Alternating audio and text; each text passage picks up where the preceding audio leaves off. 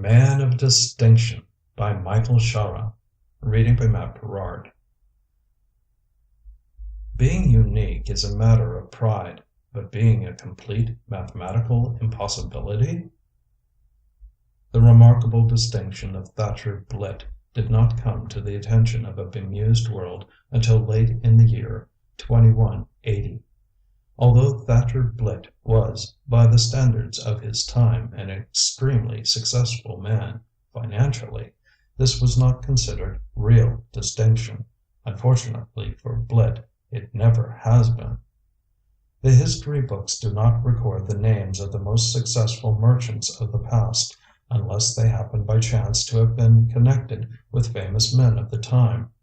Thus Croesus is remembered largely for his contributions to famous Romans and successful armies, and Haym Salomon, a similarly wealthy man, would have been long forgotten had he not also been a financial mainstay of the American Revolution and consorted with famous if impoverished statesmen. So, if Thatcher Blitt was distinct among men, the distinction was not immediately apparent. He was a small, gaunt, fragile man who had kind face and bearing that are perfect for movie crowd scenes, absolutely forgettable. Yet Thatcher Blitt was one of the most foremost businessmen of his time, for he was president and founder of that noble institution, Genealogy Incorporated. Thatcher Blitt was not yet 25 when he made the discovery which was to make him among the richest men of his time. His discovery was, like all great ones, obvious yet profound. He observed that every person had a father. Carrying on with this thought, it followed inevitably that every father had a father, and so on. In fact, thought Blitt, when you considered the matter rightly, everyone alive was the direct descendant of untold numbers of fathers, down through the ages, all descending, one after another, father to son, and so backward, unquestionably, into the unrecognizable and perhaps simian fathers of the past.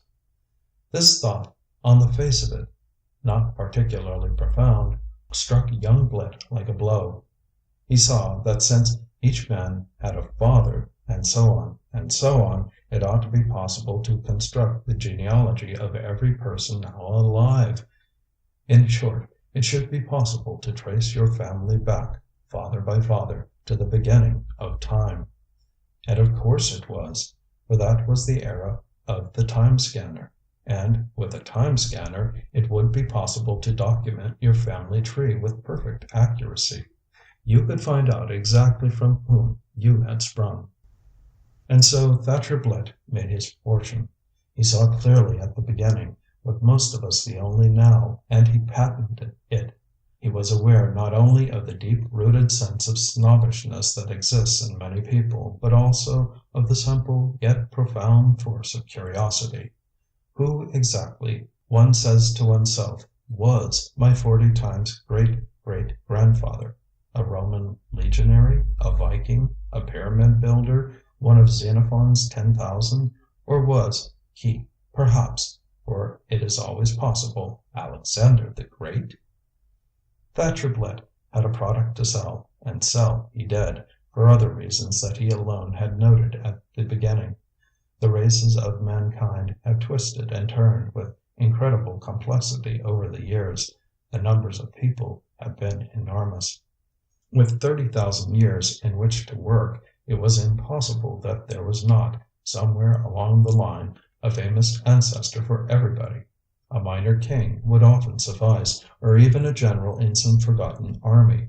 And if these direct ancestors were not enough, it was fairly simple to establish close blood kinship with famous men. The blood lines of man, you see, began with a very few people. In all of ancient Greece, in the time of Pericles, there were only a few thousand families. Seeing all this, Thatcher Blitt became a busy man. It was necessary not only to patent his idea, but to produce the enormous capital needed to found a large organization. The cost of the time scanner was at first prohibitive, but gradually that obstacle was overcome. only for Thatcher to find that the government for many years prevented him from using it. Yet Blitt was indomitable, and eventually, after years of heartrending waiting, Genealogy, Inc. began operations. It was a tremendous success. Within months the very name of the company and its taut slogan, "An ancestor for everybody," became household words. There was but one immediate drawback. It soon became apparent, without going back very far into the past, it was sometimes impossible to tell who was really the next father in line. The mothers were certain, but the fathers were something else again. This was a ponderable point. But Blitt refused to be discouraged. He set various electronic engineers to work on the impasse, and a solution was found. An ingenious device which tested blood electronically through the scanner, based on the different sine waves of the blood groups, saved the day. That invention was the last push Genealogy, Inc. was ever to need. It rolled on to become one of the richest and, for a long time, most exclusive corporations in the world. Yet it was still many years before Thatcher Blitt himself had time to rest.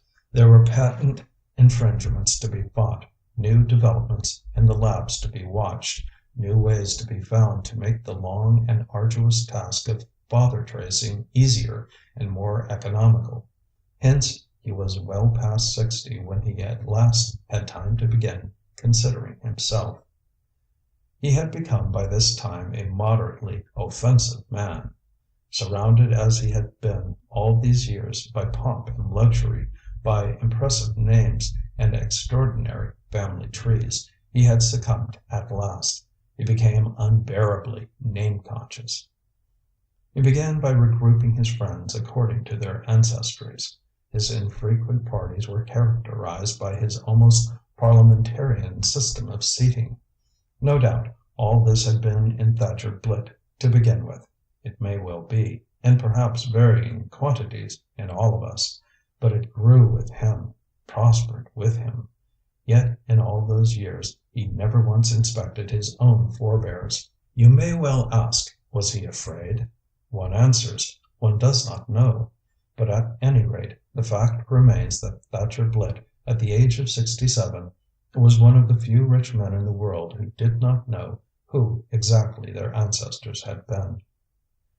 And so, at last, we come to the day when Thatcher Blitt was sitting alone in his office, one languid hand draped vacantly over his brow, listening with deep satisfaction to the hum and click of the enormous operations which were going on in the building around him.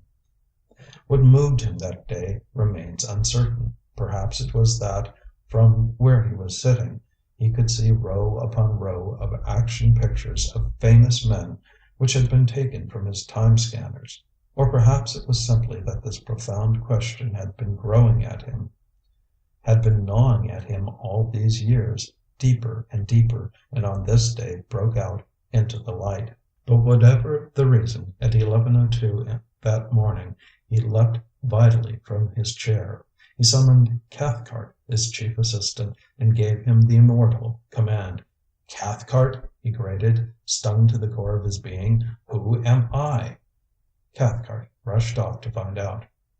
There followed some of the most taut and fateful days in the brilliant history of Genealogy, Inc.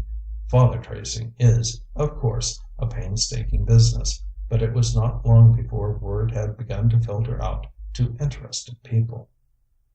The first interesting discovery made was a man called Blot, in 18th century England.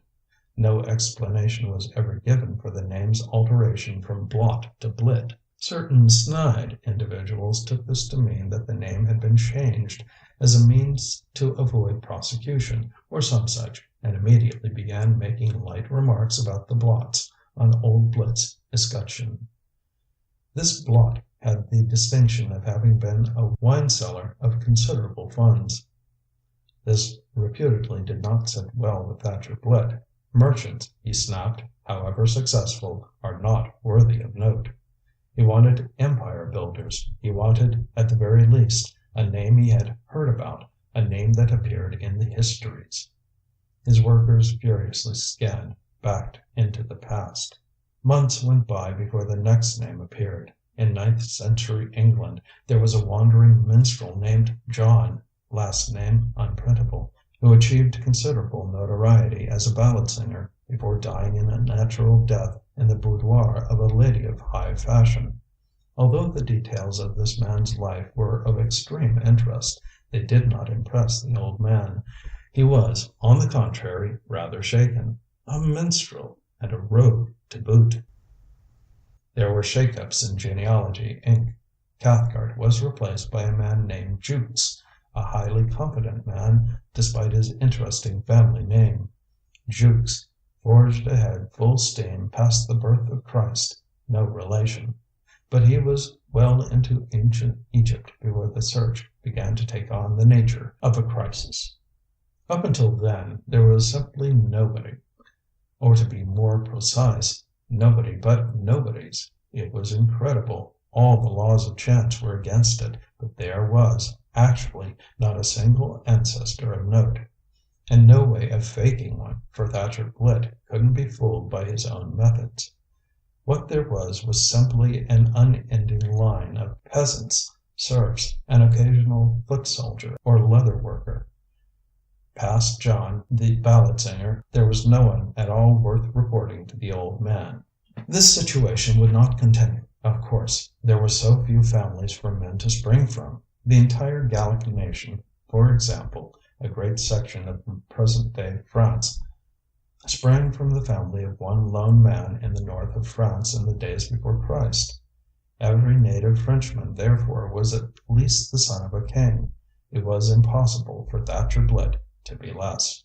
So the hunt went on from day to day, past ancient Greece, past Jarmo, past the wheel and metals and farming, and on even past all civilization, outward and backward into the cold primordial wastes of northern Germany. And still there was nothing. Though Jukes lived in daily fear of losing his job, there was nothing to do but press on. In Germany he reduced Blitt's ancestor to a slovenly little man who was one of only 3 men in the entire tribe, or family, one of 3, in an area which now contains millions. But Blitt's ancestor, true to form, was simply a member of the tribe, as was his father before him. Yet onward it went, westward back into the French caves, southward into Spain, and across the unrecognizable Mediterranean into a verdant North Africa, backward in time, past even the Cro-Magnons, and yet ever backward, 30,000 years, 35,000, with old Blitt reduced now practically to gibbering, and still never an exceptional forebear. There came a time when Jukes had at last, inevitably, to face the old man. He had scanned back as far as he could. The latest ancestor he had unearthed for Blitt was a hairy creature who did not walk erect. And yet, even here, Blitt refused to concede. "It may be," he howled, "it must be that my ancestor was the first man to walk erect, or light a fire, to do something." It was not until Jukes pointed out that all those things had been already examined and found hopeless, that Blitt finally gave in. Blitt was a relative, of course, of the first man to stand erect, the man with the first human brain. But so was everybody else on the face of the earth. There was truly nowhere else to explore. What would be found now would be only the common history of mankind. Blitt retired to his chambers and refused to be seen. The story went the rounds, as such stories will, and it was then, at last, after 40,000 years of insignificance, that the name of Blitt found everlasting distinction. The story was picked up, fully documented by psychologists and geneticists of the time, and inserted into textbooks as a profound commentary on the forces of heredity. The name of Thatcher Blitt, in particular, has become famous, has persisted until this day, for he is the only man yet discovered, or ever likely to be discovered, with this particular distinction. In 40,000 years of scanner recorded history, the blood line of Blitt or Blot never once produced an exceptional man. That record is unsurpassed. End of Man of Distinction by Michael Shaara.